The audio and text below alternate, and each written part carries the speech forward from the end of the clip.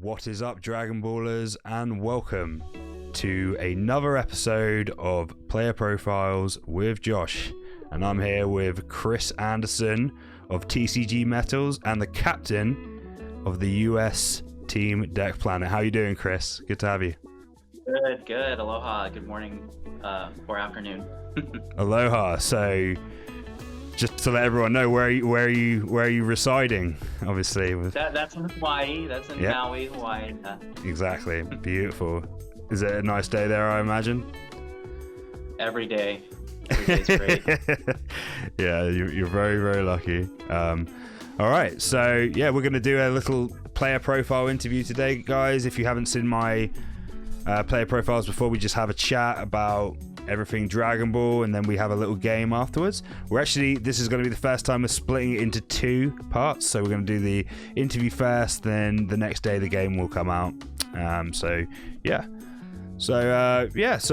we'll get right into it. So how did you get into the game?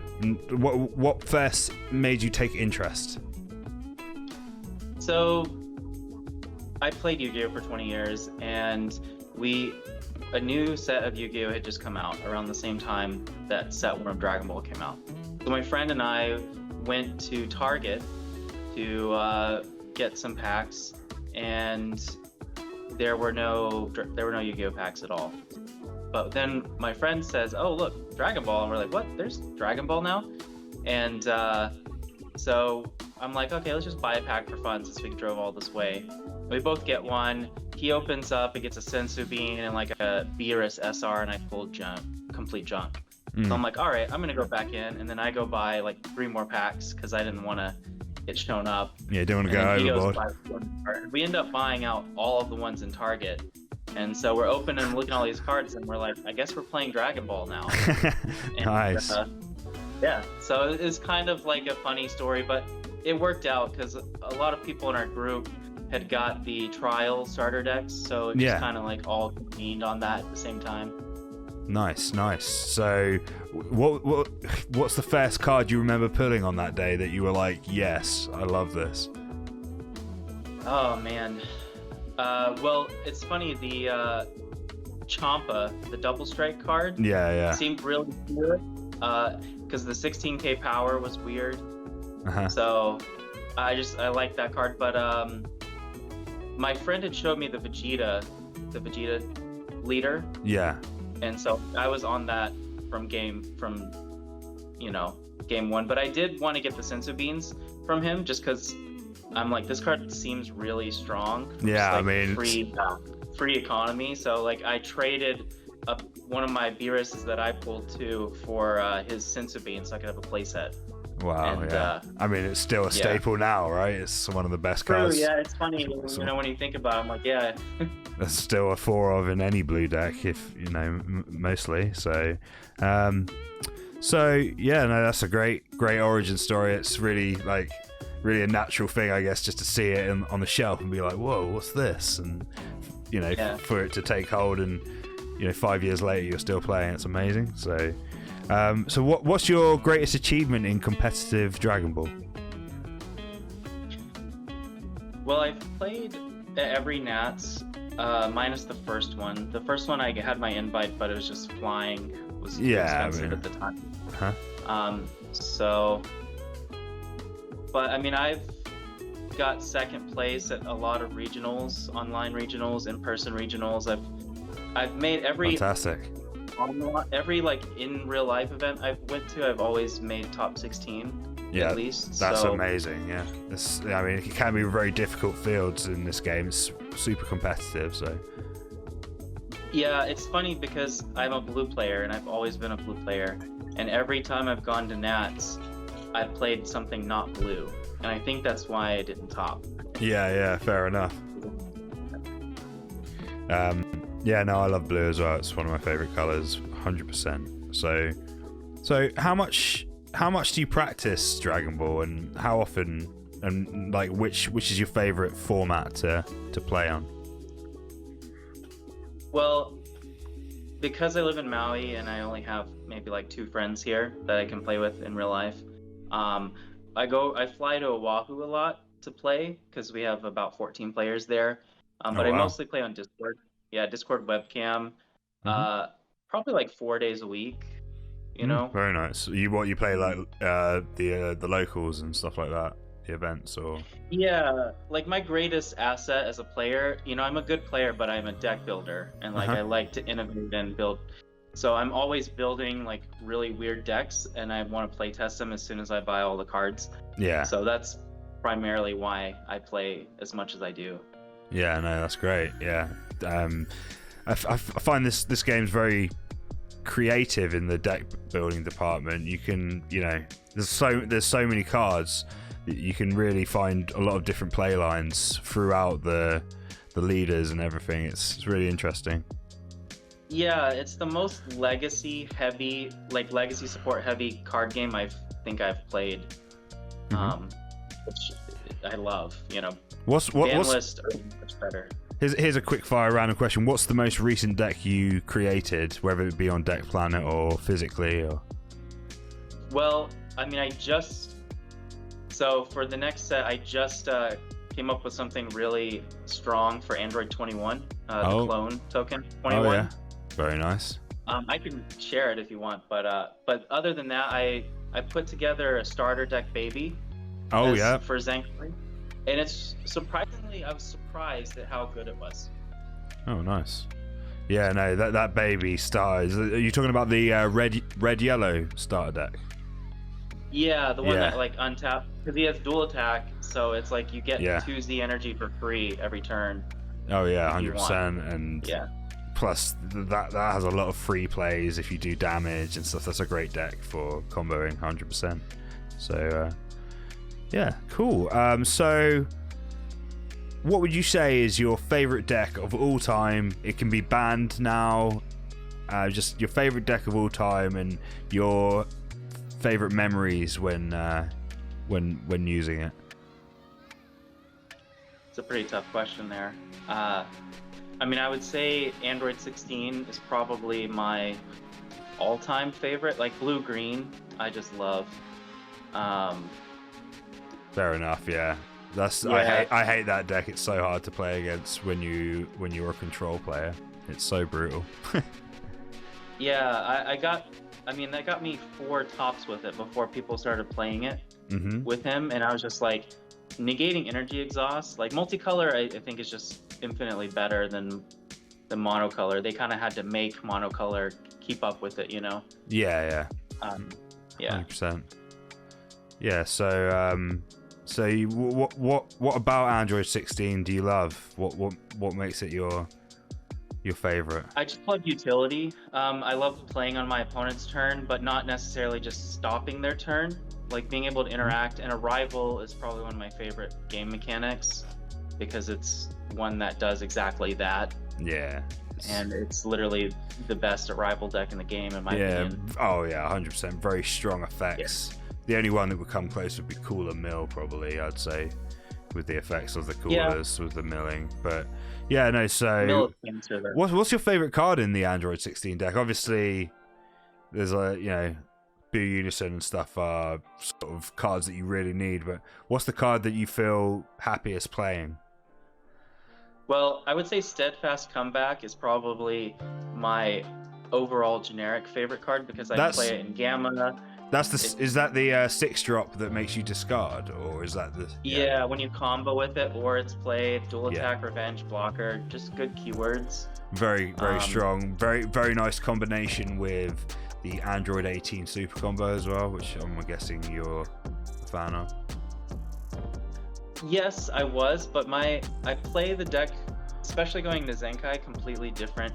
I'm going to try using the Harudagarn. And like cutting out the 2-dropped Android, the ramp 16. Oh, right, interesting. So to make it so you can still use the 35Ks. Turning the tides, honestly, like I feel like if you're not playing that card until it gets banned next set, that you're probably not playing blue correctly. Yeah, no, I mean it's definitely a very strong card, and yeah, I'm sure it will get banned because, especially with Goku in town, the new SCR. I know a lot of people are obviously saying that you can't not use hatch, but I mean, I beg to differ. I've won a lot of games without using hatch at all. I've won a lot of games charging hatch as my 16th energy with Beerus, you know, so I feel like Goku can be used if you play correctly. And with that, I guess it depends on the format, right? Like if it's a little bit slower, the Goku would have a lot more impact in a slower meta for sure. Yeah, I mean, I think you can quickly get to 7 energy in ramp decks now. And with that, I just mean in regards to like if it's aggro heavy, you know, it's sometimes like going to that turn 4 would be a lot more important. You know, like I guess SS or Omega, right? Red Sin. Is supposed to be like ridiculously aggro. But yeah, no, I like the Goku a lot. I think he's really good for sure. Yeah, 100%. Yeah, and just the possibilities and the play lines, it adds a lot of dynamics to the game. But what do you think of the new Zenkai deck functions? Have you managed to get much benefit out of the new mechanics? Because a lot of people are saying it's not really like it's not really much of a priority at the moment. It's more of a gimmick so far, from what I've been asking people. I kind of agree, but that's only because they're just not like I've been playtesting with Zenkai, and the mechanic is amazing. Especially, I feel like it incentivizes playing Overrealm again in decks that kind of didn't want to because a lot of combo pieces were in the drop. And I think it boosts a lot of specific decks, and I think Blue probably comes out the clear winner for set 1 of Zenkai, you know, and utilizing the Zenkai deck. But I can definitely see the future repercussion, like the future utility of every deck wanting to have the Zenkai mechanic. Yeah, absolutely. I think Z Leaders is probably the best thing out of all of this. Like the Z battle cards are cool, but being able to evolve on your leader, I think really changes the whole game. Yeah, absolutely. So with that in mind, what would you like to see in the Zenkai energy? Like, I mean, Zenkai deck. Would you like to see, I don't know, I guess being a blue player, maybe you'd like to see some negates in there. Would that be too broken, or what do you think? I think what Zenkai really should focus on, hopefully, is rather than always just having big bombs like game enders, it being more of the consistency engines, like the cantrips that search the top 5 or like search your deck. It makes more sense to have those always available to just make sure a deck doesn't just lose to not seeing certain cards. Yeah, I mean that's a very interesting take. Honestly, no one's said that. So what you're suggesting is kind of having like a 1-drop Z energy card that you can just pay 1. You know, like say your first turn and you're playing second, so you swing, combo a card out, and then you can play that cantrip from your Z deck to then draw the top 5 on your deck. Is that what you're suggesting? Yeah, basically, definitely just more consistent, you know, to make older decks more consistent. Yeah, absolutely. Rather than just making them more powerful. I think that's a really great idea as well, because it would be good for hand advantage as well. You wouldn't the card you have to combo out, you'd get back through playing the card from the Z deck. So I mean, it seems like a relatively natural way to move forward with it, and yeah, hopefully they do some stuff like that for sure.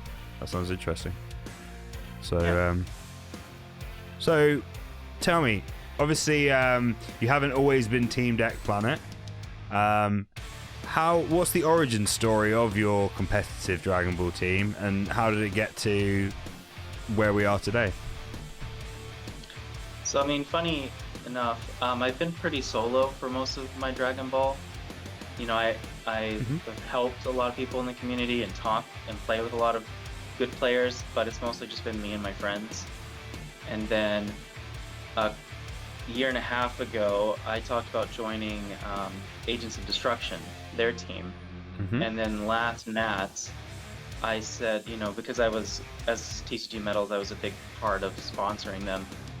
I was able to take over with them, and at the same time I met Team Berserk, who had also kind of somewhat split up on their team, and we were like, well, let's do something together. And we started doing tournaments, and it just kind of like naturally we met up with Deck Planet, with you guys, and we're like, you know what, let's have a good international team and just work together, because the whole goal of, in my opinion, of having a team isn't for clout, it's more for building the community. Oh yeah, 100%. And what better alliance to have than with Team Deck Planet, who is literally like one of the foundations of the community. Yeah, absolutely. And it's definitely something that Tristan's always been very passionate about, like community, based stuff. So yeah, no, it's really great, and I think all of us working together, we can, it's just going to make for really good things for social media, and like everyone seems to be in all the teams going to the same goal at the moment. Do you feel that like that's how it's going at the moment? Yeah, I think we definitely are all going in a good direction, and even like with Fashbinder, he's all of a sudden like just doing a lot of good stuff for the community. I feel as a whole, Dragon Ball is going in a great direction. Yeah, absolutely. I agree with that. Yeah, yeah. It's exciting to see what's coming. Yeah, exactly. I think our collaboration is gonna help that too. Yeah, 100%. So let's move on to a bit and talk about TCGMetalz a bit. So this is your baby. You run the company by yourself, don't you? If I'm not mistaken. Yeah, it's me, and then my very good friend Josh Rivera. He lives over in Oahu. He helps with the social media, like with Facebook. Yep. And just overall, really good friend. Okay. But yeah, it's mostly just me. So what compelled you to start making the metal cards for TCGMetalz? So funny enough, so I run an art gallery, one of the oldest ones in Hawaii. Yeah. Wow, fantastic. And so we print fine art photography on metal. That's one part of our business. Okay. And since I didn't get to go to the first Nats because of travel arrangements, I was like kind of upset because I wanted like a Metal Soul Striker, or like one of the metal, or the SS4 Goku. I really wanted that one. And I was thinking, I'm like, you know what? I wonder if I could make, because I'm looking at these little, we sold these things called mini metals as like little giveaways. And I was like, I wonder if I could print cards on these and like make my own. That way I don't have to spend, $2,000 trying to get one just because I couldn't go. And so I just started working on that, and it just grew, like luckily I've had all the connections, access to the printers, and I've been doing graphic design for over 15 years. Yeah. So it just kind of like that whole combination of everything came together, and I just started working on it and got overwhelming support. So that's when my goal shifted towards, I want to grow the community, because, in any way that I can, and this was my way of being able to do that. Yeah, through absolutely. Giveaways, supporting channels. So it's fantastic. So you've how long roughly have you been doing the TCGMetalz, the Dragon Ball Leaders? Is it since the first Nats, or? Yeah, shortly after. So it's 4 years. 4 years, wow. Now. Yeah, it grew exponentially from 2 years ago, like around March. That's when I started working with a team of artists on getting original artwork. That's when I started adding the texture to the cards about 2.5 years ago, and like really just evolving the whole way they looked into being a very premium thing. Okay. And So run me through the sort of from the initial thought of what you want the card. How does it go from the idea to the final product? Like, how does it run? It's like, I'm guessing it starts with you, and then how does it go? Where does it go from there? Do you speak to the artist and then?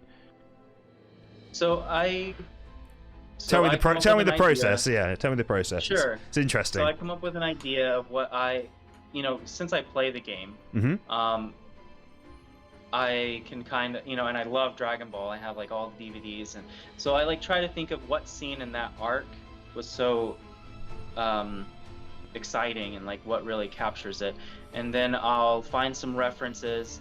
I'll have the artist draw the render, and then I'll do all the designing. I'll design the effects, the card from scratch, and the backgrounds. I'll do all of the designing. Cool. So then I have a supplier from California who sends me my metal, and then I print everything here locally. I have one of our co-workers who runs the printing aspect of it, like the physical printing. So he come up with the idea of adding the texture, because he does, and then we kind of just evolved that. So all of the printing happens at the same time. So it prints the art, and then it prints the texture. We do both sides. The printer is like a $80,000. Is it a press or is it printer? It's a UV printer. Okay. Yeah, so it uses light wow. to print and bonds it to the metal. So it's supposed to, increase the longevity of it, of the card. It's really cool, actually. I think I have a couple of videos that I've posted of the printing. Oh, that's amazing. Yeah, that'd be interesting to see for sure. So yeah, no, it's all incredible. And like, do you know roughly, I don't want to delve exactly into it, but do you know roughly how many leaders you might have sold in your time? A lot. yeah, I can imagine. It's interesting to, because of the way it's so like DIY and how you've started from scratch. And I mean, like, I've got friends that several thousand. Yeah, that's incredible. Yeah, because I've got local friends that play at my locals here in Manchester, England, that they play with your leaders. So you spread far and wide. Well, the whole idea, the concept is just, it's so cool to have your leader that is like always on the field, and to like have that feeling of when you awaken, to kind of like make it more meaningful. And so I never had that experience playing Yu-Gi-Oh, so I guess maybe it kind of like having that outside card be premium just kind of added a lot of extra feeling to me. Yeah, no, absolutely. And it's it must be a fun creative outlet as well to just be able to be like, right, I want to do this leader and this is how I want it to look, and being able to do it completely from scratch is awesome. I think it must be very gratifying when you get the final product in hand and you're like, yes, this is exactly what I wanted. Exactly, yeah. It's 40 hours at the gallery, 25 to 30 hours working on cards, so it's a big part of my life. I really enjoy it. Yeah, no, that's fantastic. No, so yeah, I mean, what would you say is your favorite moment within the TCGMetalz business that you've had? Like, what was your if you could pick one moment so far? Honestly, I would say being able to do the giveaways through like the channel outlets and watching the channels grow because of that. One of my really good friends, Chris at UniX DBS. Yeah, he's a good guy. His channel started out. Yeah, his channel started out, pretty casual, long videos, and I really liked his content though, and being able to support him. Yeah, being able to support him and like help him grow, and like Attack on Productions, like when I can go watch a video and say, wow, these guys do really good content, and being able to say, hey, I just want to share these with you so you can grow. That's what it's all about, honestly. Yeah, it's nice. Nice, and it's a nice way for you to network as well with content creators you enjoy. So, but yeah, Chris is a great guy. When I first started, he was kind enough to message me and talk me through some of his videos and stuff, because I just liked his content. He seemed very passionate about the game, and it just helped me have a lot of interest. So yeah, no, he's a good guy. So got a few more questions. Well, we'll just do one more before we get going and play the game. So, what is your opinion on the state of the game in general right now? You've kind of answered this a bit, but you can elaborate again. And how do you want the future to go regarding competitive play / deck creation? So, I think the game is in a good state right now, for sure. It's there's obviously a few things, but I understand from a business standpoint, like, advertising, why they can't do it. So, it's good to be able to hold real expectations without turning it into criticism, Yeah, absolutely. And so I think the direction of the game is really good. One of the biggest problems I've noticed that they've had over the last couple of years was timing in events, having events run into time and creating like that toxicity where people are wanting to build essentially best of one decks to get that free win. Still, yeah. Yeah, and there's a number of ways they could have handled that, and I think Zenkai was a really creative way to handle that by, adding more ways to kind of finish games and create a shorter game state without taking skill away. Yeah, absolutely, yeah. It's a fine balance with this game for sure. There's so many aspects to it, Yeah, I would say if I had anything, I'm glad, and because I can see Bandai is becoming less pandering. I think we had a little lull there where if enough people complain about it, they would take action. Yeah. But I think they're realizing that's not very sustainable because that concentrated group of opinions isn't really the collective opinion. Yeah, no, 100%. So yeah, I mean, of course we've had our hiccups, and any other like things I could see which they also have kind of addressed were like tournament kits being a little bit more impactful. Yeah. Which they kind of again did that this set. I think this is probably the best TP we've had since SS3 Gogeta. Yeah. No, for sure. So yeah, I can't even think of anything that I would like to see the direction other than with Zenkai. Hopefully they don't choose to add that white color this block as well. Hopefully that's just a new mechanic. You remember that survey they did? Oh yeah. Yeah, and as long as they keep keyword skills within, because they were kind of just a new keyword every set. And abandon those. You never see them again. But again, that's just another thing I think that they realized and are addressing for this next year. Well, they've come back with Servant, haven't they? They've done more Servant stuff in black for the new set. So that's, Servant, at least they're revisiting some things. Yeah, and that Harudagarn was indirect revive support, which is probably the worst mechanic that they've ever made. Revive. But so I mean, again, I think this next year is probably going to be the best year of Dragon Ball, like, for sure. Yeah, well, I'm really excited. I can't wait to see what the future holds, and we'll have Worlds again in December. So maybe it'll be in person. Who knows? So we're pretty much done with the interview. It's been really great to talk to you, Chris. I hope you've enjoyed the interview. So do you have any shout outs or plugs?